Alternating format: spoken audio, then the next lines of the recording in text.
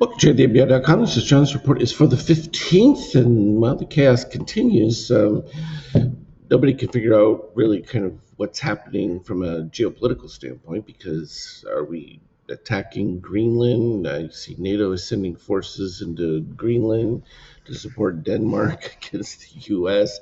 Are we going into Cuba? Not. Venezuela, I guess we're not doing Iran, which is why oil prices fell.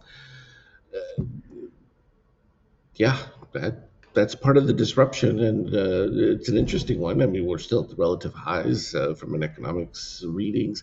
The data that we're starting to get from the government post shutdown, and that is clean. Still suggest things are improving, even if sporadic. From a reading standpoint, it's back and forth with our magenta. We're still up well above the 25 here, and magenta about to cross back over again, but no real short activity. So despite the softness with the DOC spread here, we're cyan popping back up from the negative side. Not a whole lot of trauma with it. The problem really is the shakeout. Still very weak, and that's not promising at all. However, you haven't dipped below the red line, so it's just more sideways continuation.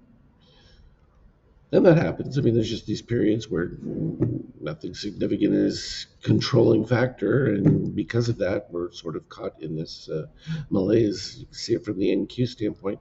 I mean, it's literally sideways since what, end of October, or even before that. Probably you could go back to the end of September.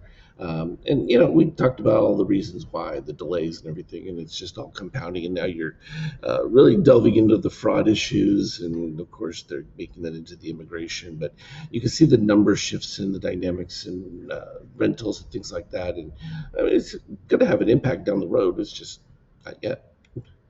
Of course, the Fed, absentee, mostly combative. They really don't like the policies, but of course, the ironic part of that is that for all the complaining they did about tariffs, the EU is starting to recognize that China has just really pretty much dumped all their goods into the EU after the Trump tariffs, and they're realizing that this is not good. They basically decimated Germany's and France's economic base as far as industry, and is really powerful.